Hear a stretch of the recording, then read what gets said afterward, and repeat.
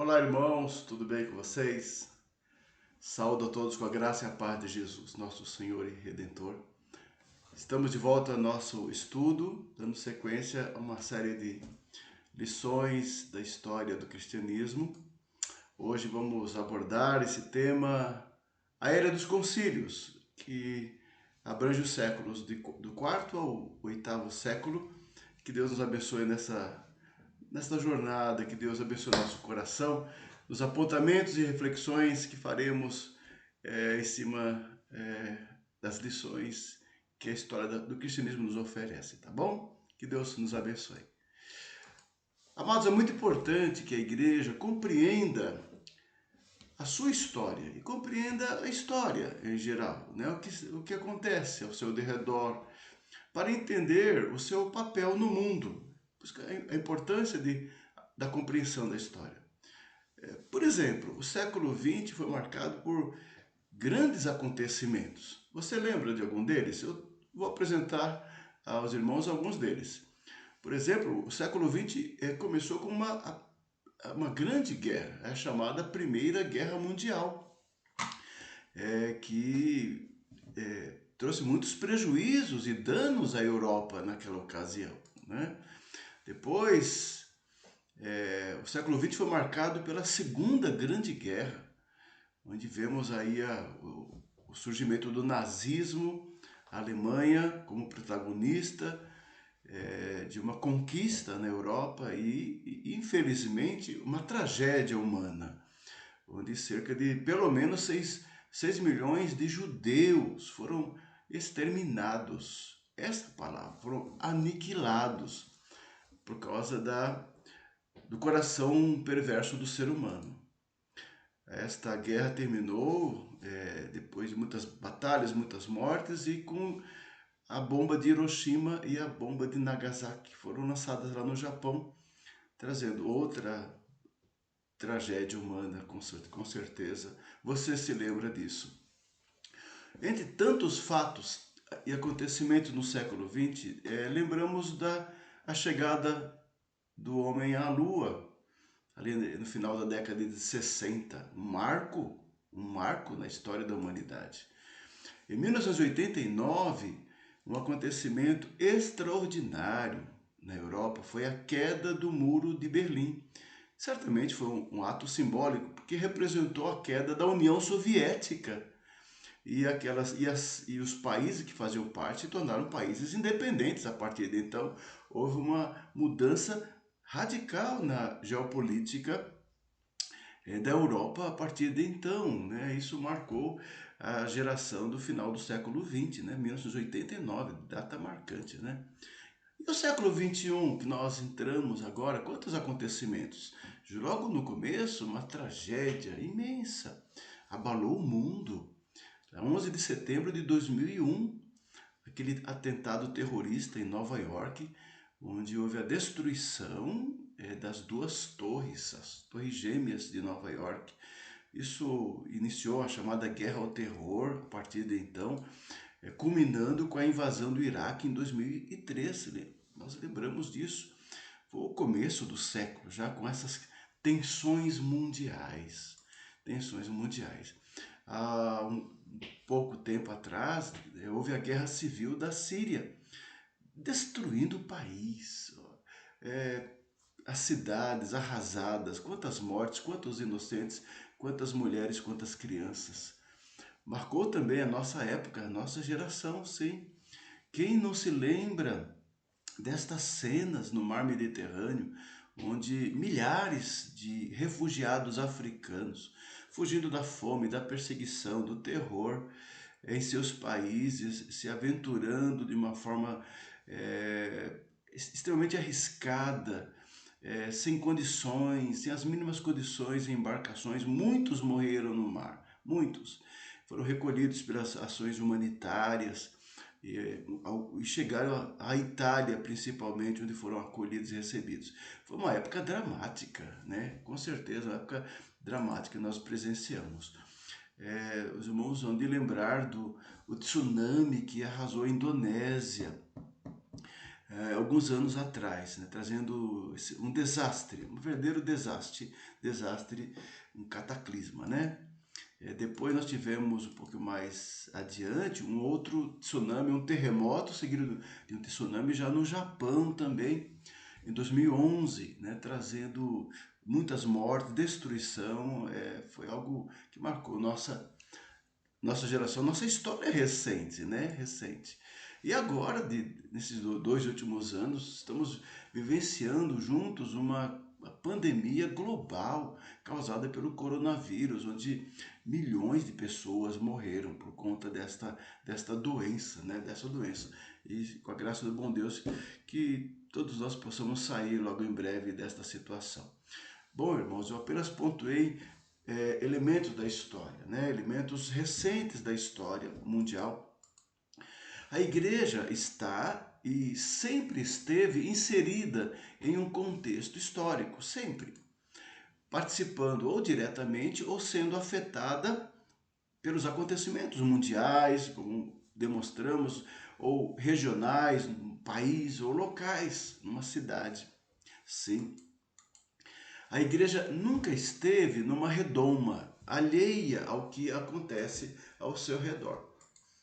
Pelo contrário, a perseverança e a fidelidade da igreja se manifestaram em meio a todas as mudanças políticas, sociais e econômicas que a humanidade enfrentou todos estes séculos. E a igreja é inserida nesse contexto, sobrevivendo, mesmo às vezes perseguida, alvo, né, de ódio por parte dos homens, a igreja sobrevivendo e vencendo sempre.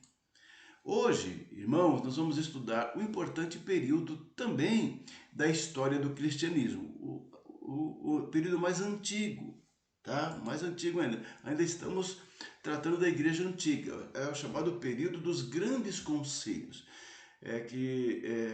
cercamos assim de uma forma resumida, né, do século IV até o século VIII. Principais acontecimentos, um período intenso, um período dramático também da história da humanidade e muitos acontecimentos na história da igreja. É isso que nós vamos aqui pontuar nesse estudo, tá? Depois de cerca de 3 séculos de terrível perseguição, a igreja agora ela se consolida e passa um processo de definição teológica. Os irmãos lembram, os estudos anteriores mostraram isso. Os primeiros séculos, foi muito forte a perseguição contra a igreja, de muitas formas, por imperadores, por governadores, por chefes de província.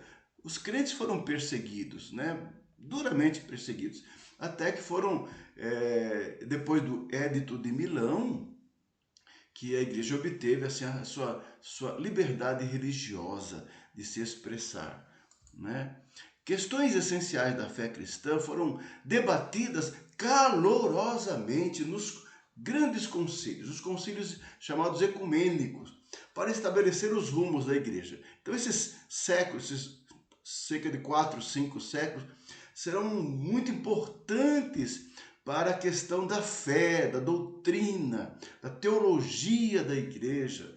Ou seja, a igreja precisou se reunir efetivamente para combater os falsos ensinos ou as distorções dos ensinos e definir-se teologicamente, as questões essenciais da fé, acerca da Trindade, acerca de Deus, acerca da salvação. A igreja precisou elaborar claramente essas doutrinas, essas importantes doutrinas da fé. Então, o nosso estudo vai ser dividido em 4 partes. O contexto político da igreja, a expansão da igreja, a vida dentro da igreja nesta época e a era dos concílios. Obviamente, porque até o propósito desse estudo ser uma visão panorâmica, sem entrar em muitos detalhes e nem tratar de todos os elementos do período, todos os acontecimentos, nem todos os personagens com profundidade. Não, dar uma visão, a intenção, nosso objetivo é dar uma visão panorâmica desse período, né, para a nossa compreensão, tá? O contexto político nesta época predominava o Império Romano, mas o Império Romano já numa fase de decadência, de declínio, a partir do quarto século em diante, tá?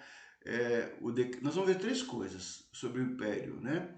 O declínio do Império, a invasão dos povos germânicos e o Império Romano do Oriente. Esses três aspectos nós vamos abordar. Primeiramente, o declínio do Império Romano. O quarto e o quinto séculos viram o declínio do Império Romano e finalmente a sua queda no Ocidente. Tá? Constantino governou a partir de 306 e foi importante para a Igreja cristã, até a sua morte em 337 d.C. E o seu governo foi marcado por muita energia, muita sabedoria, muitas ações administrativas. Foi muito interessante o governo de Constantino. Mas já o Estado, o Império, já davam sinais de uma decadência, muitas dificuldades para a manutenção da sua unidade mesmo, né? Teodósio, o imperador Teodósio, foi o último imperador a manter o domínio em todo o mundo romano, né? Ou seja, o império como um todo, toda a região, tanto no Ocidente e no Oriente, assim, dominado por um único imperador. A partir de então será dividido o império em duas partes. Houve duas linhas de imperadores a partir de então, o imperador do Oriente e o imperador do Ocidente, porque foi estabelecido, além de Roma, a capital do Império Romano do Oriente, em Constantinopla. E a partir de então foi dividido o governo imperial. Aqui esse mapa nos ajuda a entender melhor isso, né? Aqui do lado verde, temos aqui a Europa, a parte ocidental do Império, cuja capital era Roma, e aqui amarelo, temos aqui a parte oriental do Império Romano, abrangendo ali a região da Turquia, onde seria a região oriental. Ali a Palestina, aqui mais abaixo o norte da África, né? O Egito. Então esse seria o governo imperial oriental, ok?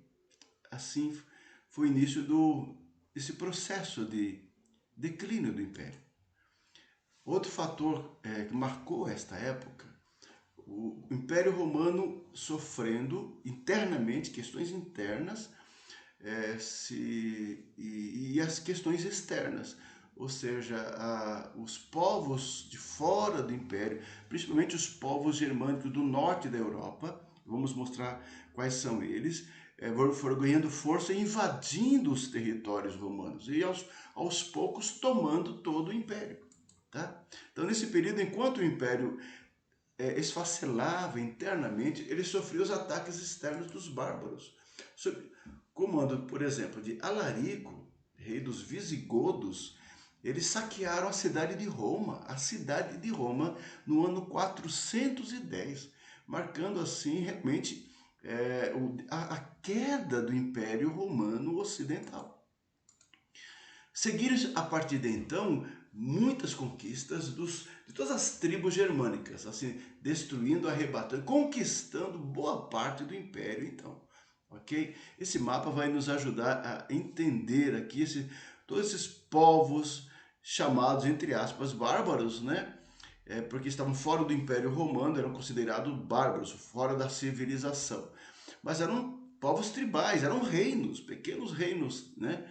Temos os lombardos, os ostrogodos, os saxões, os burgúncios, os francos, os bretões, os visigodos, né, e tantos outros assim foram se espalhando e tomando as partes do Império Romano, conquistando assim cada um deles as áreas que pertenciam o território, né, que pertencia ao Império Romano, foram dominados, conquistados por esses povos, em sua maioria de cultura pagã, de religiosidade pagã, politeísta, ou seja, com seus costumes tantos, né?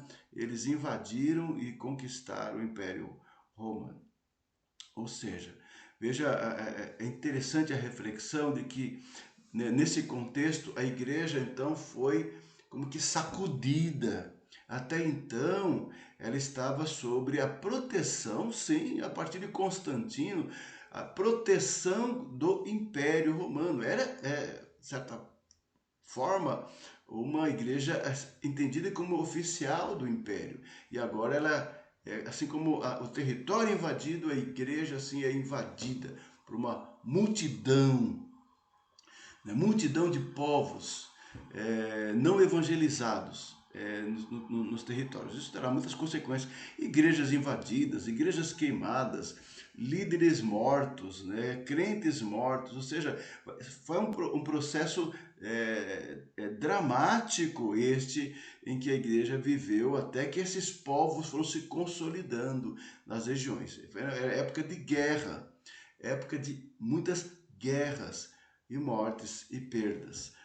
Mas a igreja que viveu isso, ela sobreviveu. Ela vai se adaptar de certa forma e ela irá sobreviver. O Império do Oriente. No Oriente, os imperadores mantiveram seu poder em Constantinopla. Não obstante, eles sofreram também ataques externos e um enfraquecimento interno. Ou seja, depois da queda do Império Romano Ocidental, o Império Oriental permaneceu durante algum tempo ainda. Até ser subjugado posteriormente, tá? Durante esse período, vamos o crescimento da igreja. De que maneira? Alguns aspectos interessantes. Olha que é uma época de conflitos, uma época de guerras, né? Uma época difícil, difícil. Aí nós vamos destacar aqui as obras da igreja e a expansão da igreja, tá? Vamos lá. As obras da igreja seriam o quê? Livre da perseguição, a igreja se desenvolveu na sua obra social, na sua obra social. As obras de filantropia da igreja, hospitais, hospícios, orfanatos, a ajuda aos pobres, às viúvas, era muito forte dentro do cristianismo, né? O amor cristão, o amor fraternal, a caridade era muito real no cristianismo. Em muitas cidades, em muitas localidades, o único centro social de ajuda aos necessitados, excluídos, eram dos cristãos, eram das igrejas, né? Com toda certeza, foi quem preservou muita coisa naquele período. Naquela sociedade que se desintegrava, a igreja era o único refúgio e a esperança para os pobres. Você imagina, no meio, no cenário de guerras e conquistas, né, e saques, fome, doença, morte, somente os cristãos que preservaram esses centros de ajuda, de ajuda, de auxílio às pessoas necessitadas. Isso é fantástico a gente refletir sobre isso, né? A expansão da igreja. E assim, desta forma, apesar de todos esses conflitos, a igreja cresceu, a igreja se expandiu, mesmo fora das terras do império, onde o Império Romano não prevalecia, né? E onde o cristianismo ainda não se estabelecera.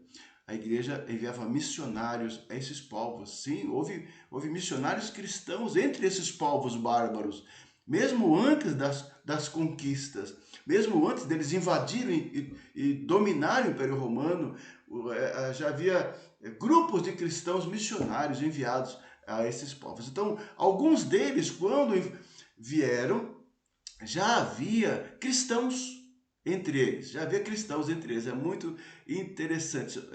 Na história das missões, isso é muito definido. Muita gente entrou na igreja por conta até dessa invasão bárbara na Europa. Muita gente entrou na igreja antes da conquista, do domínio, né, dos bárbaros, né, por causa da proteção do Império Romano. Então, igrejas cresceram. Depois da ação de Constantino e do apoio de Constantino e outros imperadores à igreja, muitos, multidões de pagãos, elas abraçaram a fé cristã e entraram na igreja, sem necessariamente passarem pela conversão. Isso vai ser um fenômeno. Aliás, foi um fenômeno que trouxe grandes consequências sobre o comportamento da igreja, comportamento, a conduta cristã, sobre o testemunho cristão, porque de repente as igrejas se veem repletas de pessoas que começam a professar a fé cristã sem deixar os costumes pagãos. É por isso que aos poucos serão trazidos para o cenário da igreja comportamentos e crenças e práticas do paganismo, do paganismo. A vida na igreja, então, nesse período, entre outros aspectos, nós vamos destacar aqui o declínio moral, por conta do que eu já mencionei, a chegada de muitos pagãos declarando a fé cristã e entrando nas igrejas sem a devida conversão, então trouxe um declínio moral da igreja. E o monasticismo, um outro fenômeno decorrente desse processo todo, né? Vamos explicar. A maioria dos que entravam na igreja era realmente pagã, gente de vida reprovável, provocando uma queda no nível moral do caráter cristão. Com certeza, então pessoas que apenas professavam verbalmente a fé, iam até e frequentavam as igrejas, mas a sua vida não mudava, não havia uma mudança de vida, de comportamento, de conduta. Isso vai trazer para o testemunho cristão grandes prejuízos. Foi nessa época, como é até os dias de hoje, com toda certeza. Se alguém entra na igreja, se declara um cristão, mas não vive como um cristão, continua com seus vícios e seus pensamentos, seu comportamento, realmente isso pesa muito negativamente para o testemunho da igreja cristã em nossos dias, né? Então já confusos, né, e conturbados. Esse estado, essa condição da igreja, esse declínio geral, né, da moralidade, do comportamento do cristão, vai gerar uma reação contrária, ou seja, os cristãos mais piedosos e devotos, reagindo contra essa mundanização, vamos usar esse termo assim, né, do comportamento dos cristãos, eles reagem e geram um novo movimento de isolamento, de separação do mundo e do pecado, chamado monasticismo. Muitos cristãos tornaram-se ansiosos por uma vida mais elevada, mais piedosa do que existia ao seu derredor, né? Então nasceu aí o chamado monasticismo. Cristãos achando que se separando então de uma, entre aspas, igreja mundana, de uma secularização, se isolando da sociedade, da cidade, dos homens, procurariam uma vida mais próxima com Deus e mais santa diante do Senhor. Sim, foi assim que nasceu um movimento monástico, que para eles era como se fosse um meio de salvação. Ou seja, separando-se do mundo, se abstendo das paixões do mundo, dos padrões do mundo, né? Abandonando tudo isso, acreditavam que estavam tendo uma vida de santidade mais pura, e por conta até do entendimento de uma salvação pelas obras. Tá, né, na base desse sentimento, né? Claro, de uma forma errada, equivocada, né? Mas houve esse movimento. Por isso que nós vemos, essas fotos mostram o surgimento de mosteiros, de centros, em lugares isolados, onde não havia contato com a civilização, havia contato com as outras pessoas. É assim que eles, de uma forma reclusa, entendiam ser um cristianismo mais puro, mais santo diante de Deus. Era a ideia monástica, né? A ideia monástica. Havia no Oriente milhares e milhares de monges ermitões, às vezes em grupo e às vezes isoladamente mesmo, morando em lugares desertos, vivendo de extrema pobreza, né? O monge típico do Oriente era mais solitário, mais isolado, em cavernas, em montanhas. No Ocidente, o conceito monástico é de formação de grupos, de pequenas comunidades monásticas, mosteiros, né? Foram importantes esses centros nesse período e depois na Idade Média para a preservação de de muitos documentos importantes para o cristianismo. Tá? Então esses mosteiros depois terão um papel social, um papel religioso, um papel de educação, um papel espiritual, com toda certeza, um papel importante ainda na história do cristianismo. E finalmente a era dos concílios, ou seja, olha, os irmãos estão percebendo, né? Períodos de muita efervescente, né? De acontecimentos. E também no campo teológico, campo doutrinário, campo interno da igreja. Foi uma época de grandes debates sobre os temas mais profundos da fé, que tornou necessária a convocação de concílios ecumênicos, reunindo as lideranças principais da igreja para combater os hereges e para assim reafirmar os valores cristãos da fé e os seus temas principais. Nós vamos abordar os principais concílios. O concílio de Nicéia, já no ano 325, o primeiro grande concílio. O concílio de Constantinopla, em 381. O concílio de Éfeso, 431. O concílio de Calcedônia, 451. O segundo concílio de Constantinopla, em 553. O terceiro concílio de Constantinopla, em 680. Vamos lá, vamos ver o que aconteceu.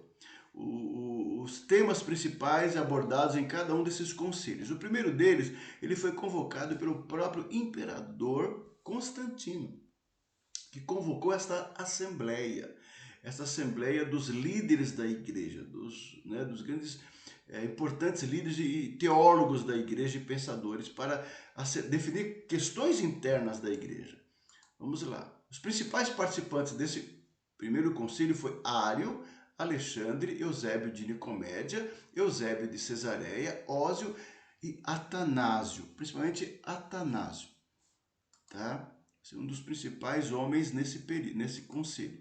As principais decisões desse concílio, desse primeiro concílio, ele reafirmou a divindade de Cristo, declarando que Cristo era da mesma substância do Pai. Isso é muito importante, tá? Muito importante. Era uma defesa da natureza de Cristo, da sua divindade. Declarou esse concílio que Jesus Cristo, o Filho, é coigual, consubstancial, da mesma substância e coeterno com o Pai, ou seja, ele é Deus, verdadeiramente Deus, perfeitamente Deus, tá? Isso tem a ver com a questão da Trindade.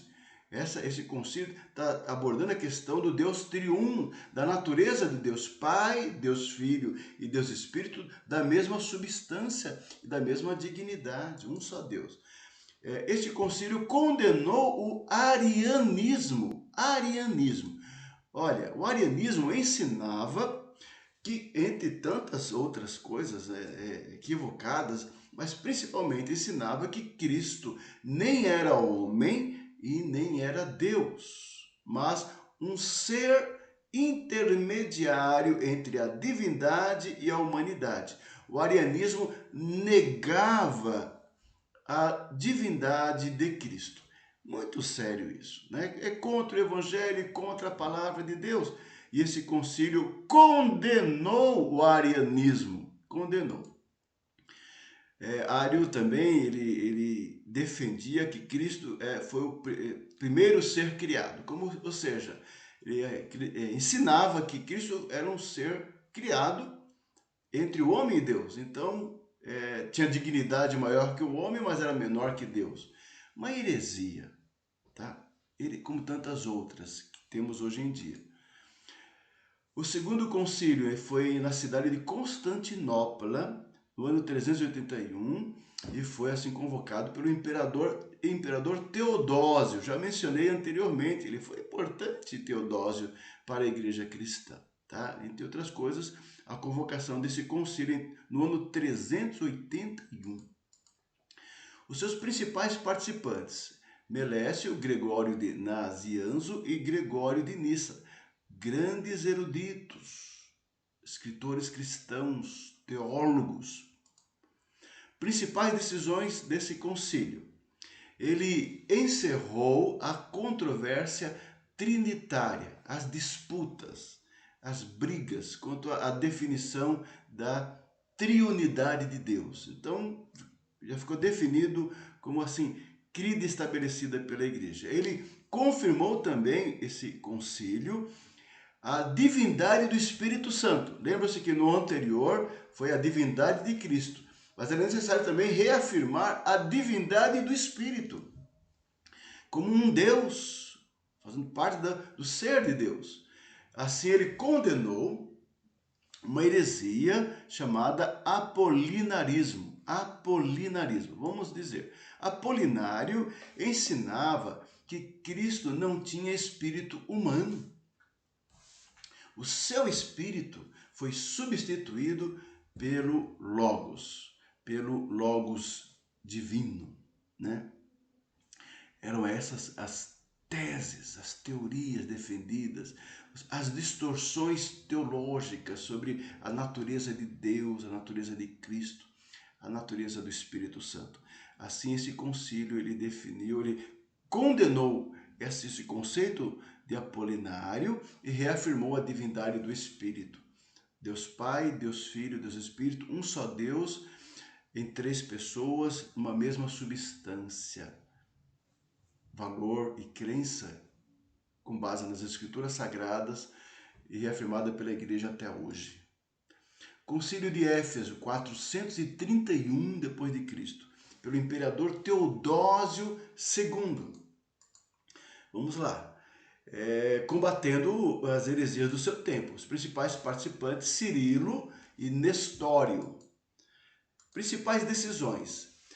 Entre outras decisões, o concílio ele condenou o nestorianismo, que ensinava que o Logos habitou em Cristo, tornando-o portador de Deus e na pessoa de Jesus, fazendo um Deus homem. Então eles separavam o Cristo como Logos e o Jesus humano.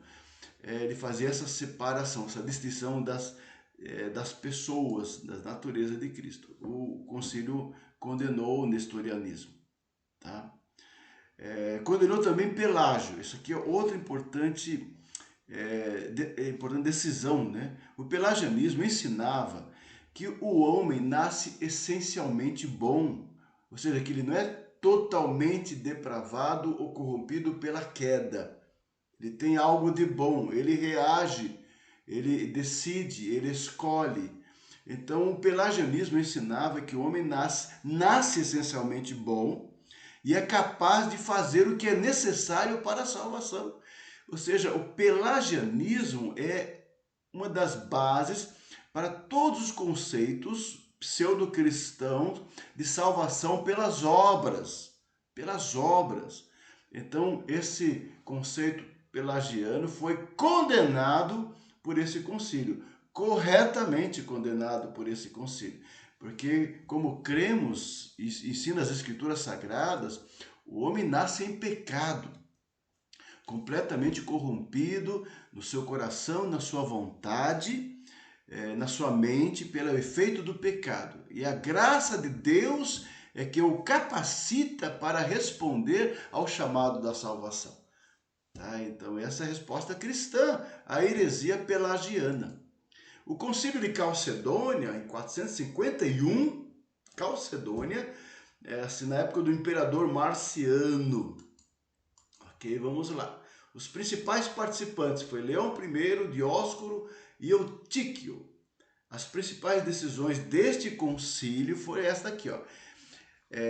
Definiu e declarou as duas naturezas de Cristo, humana e divina, como ensina as Escrituras Sagradas, sem mistura, imutáveis, indivisíveis e inseparáveis. Ou seja, é claro que isso é um milagre, claro que isso é um mistério. Fala da pessoa de Jesus, perfeitamente homem e perfeitamente Deus.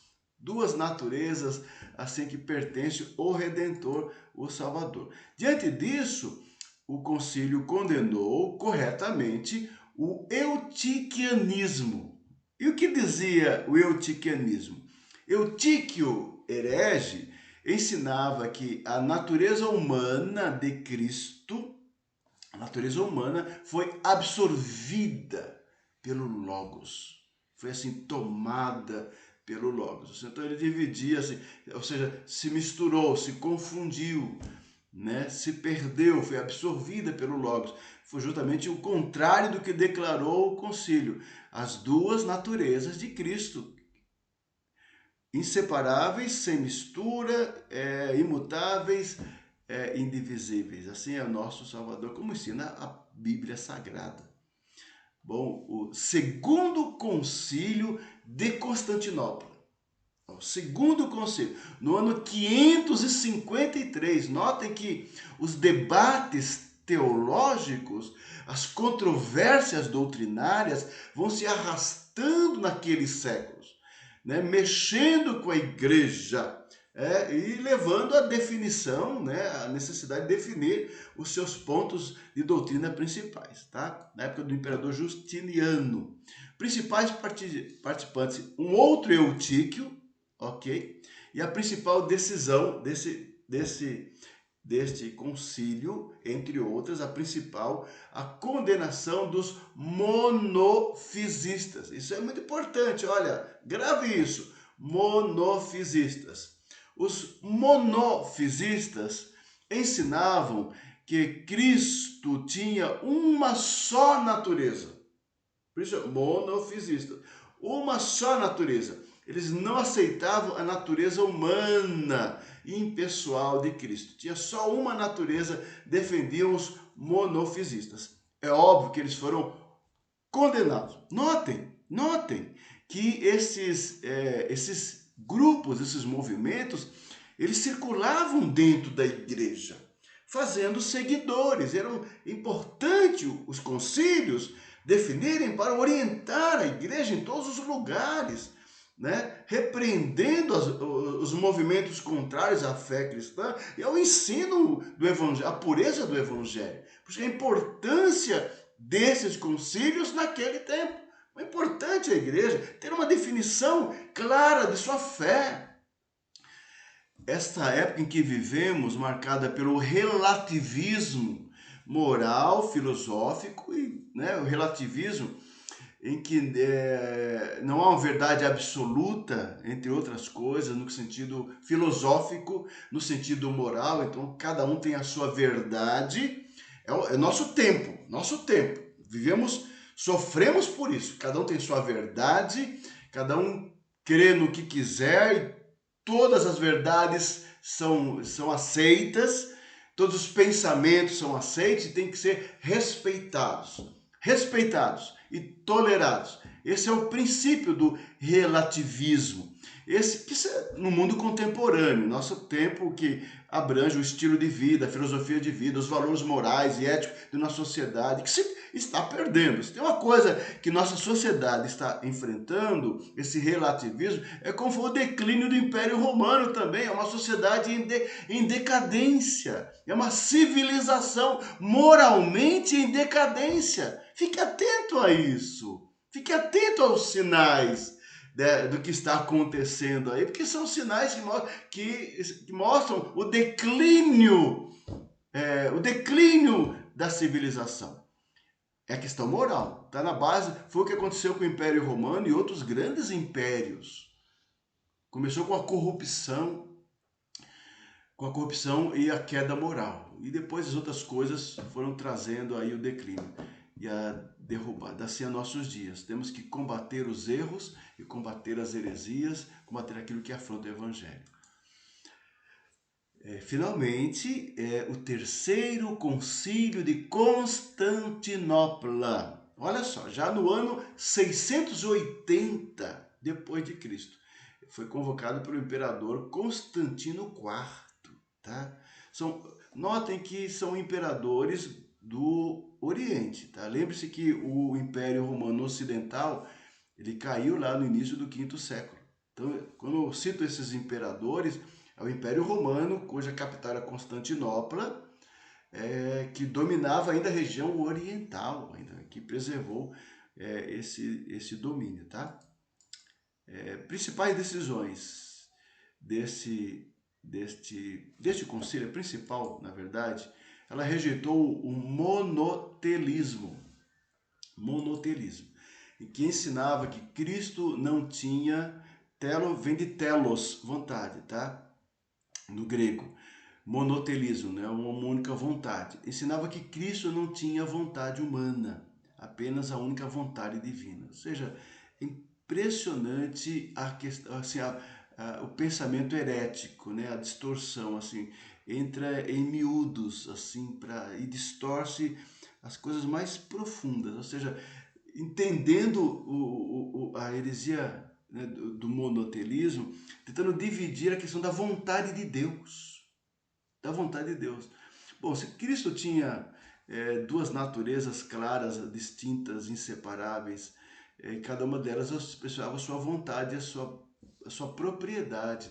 Então, o monotelismo foi corretamente rejeitado nesse concílio, né? Ou seja, Cristo foi humano, plenamente humano e perfeitamente humano. Ele teve sede, ele teve desejos, como ser humano. Então, o Evangelho narra tudo isso. E foi perfeitamente Deus, fazendo a vontade do Pai, realizando a vontade do Deus eterno, trazendo as palavras eternas.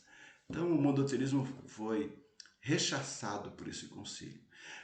Recapitulando, irmão, para finalizar, hoje nós estudamos um importante período da história do cristianismo, a chamada Era dos Concílios, do século IV até o VIII século. Tá? Depois de cerca de 3 séculos de muita perseguição, a igreja se consolidou e passou por um processo de definição teológica, debates, controvérsias, tinham que ser resolvidas, né, e definidas pela igreja de uma forma clara.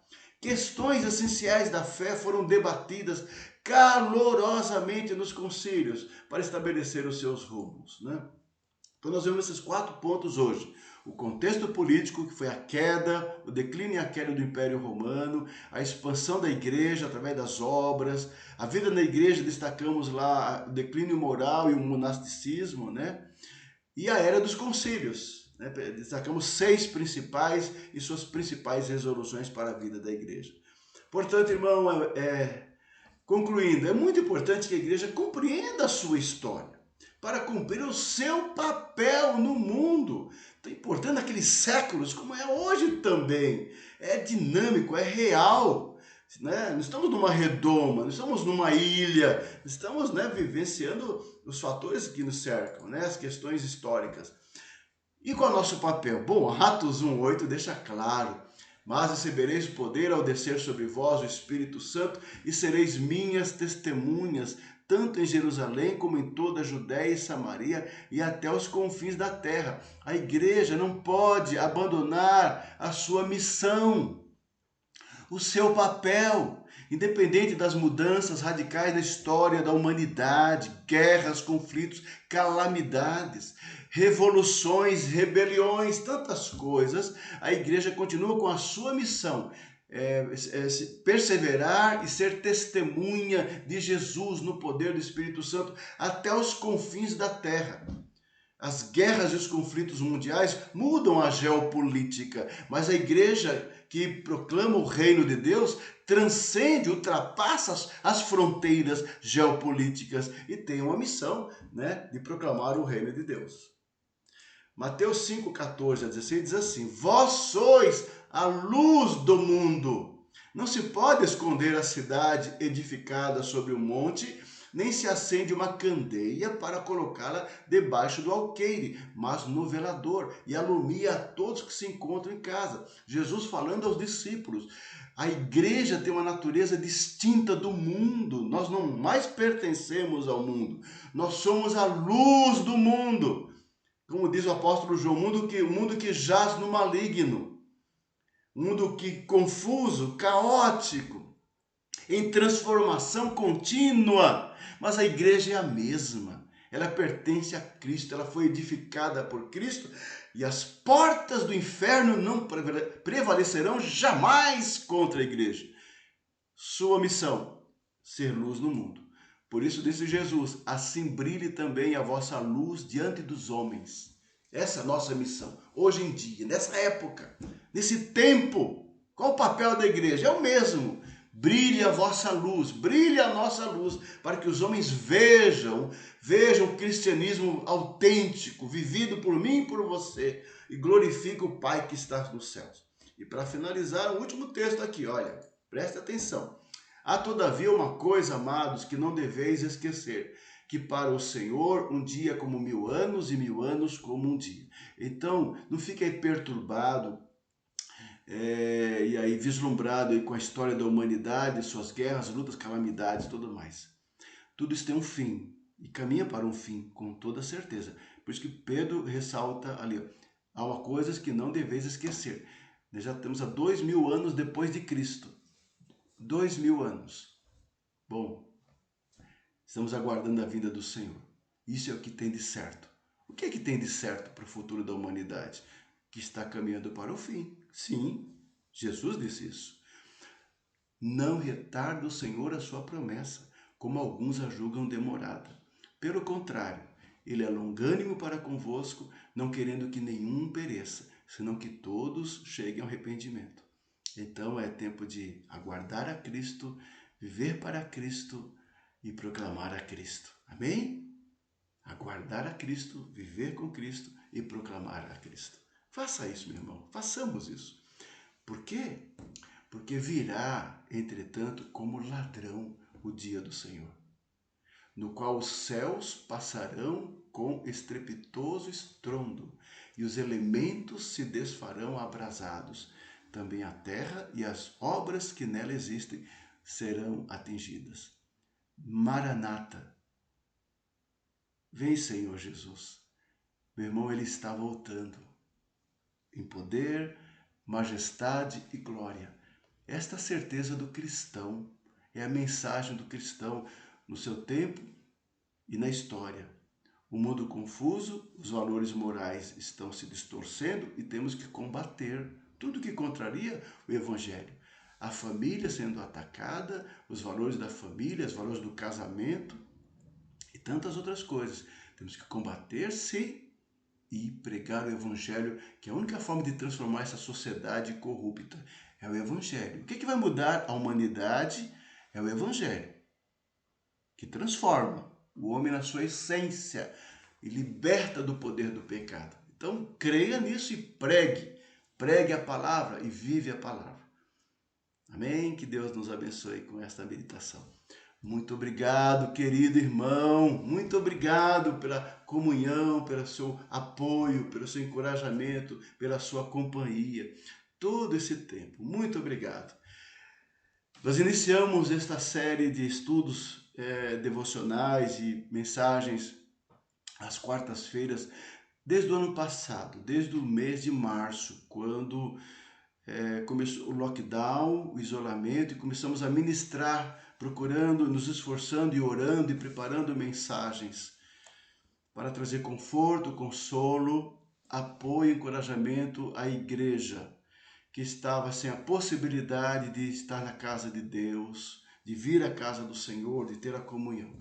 Então nós iniciamos um trabalho, vemos fazendo isso semana após semana, desde o ano passado, pregando a palavra, anunciando, fazendo exposição bíblica aqui. E temos estado assim, todo esse material está à disposição dos irmãos, no YouTube, no canal da nossa igreja, da Quarta Igreja. Todo esse material, todas as mensagens, todos esses estudos estão ali, graças a Deus, foram assim guardados à disposição. É um arquivo histórico para a igreja. Eu quero anunciar que estou encerrando hoje, com esse estudo, esta série toda de devocionais via internet.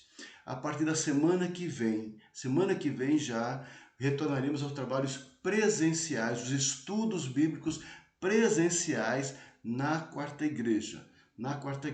Acreditamos que é um ciclo, como alguém já disse corretamente, tudo tem começo, meio e fim, e precisamos estar atentos aos sinais. E eu estou observando esses sinais e vejo que é o momento, por várias razões, de parar com esses estudos assim. Eu agradeço a sua companhia sempre e estou à disposição. Venha conosco. A partir de quarta-feira estaremos aqui na igreja, na quarta igreja, às 20 horas, ministrando a palavra do Senhor. Conto com a sua presença. Muito obrigado, amado. Fique com Deus. Que a paz de Deus encha o seu coração e a sua casa.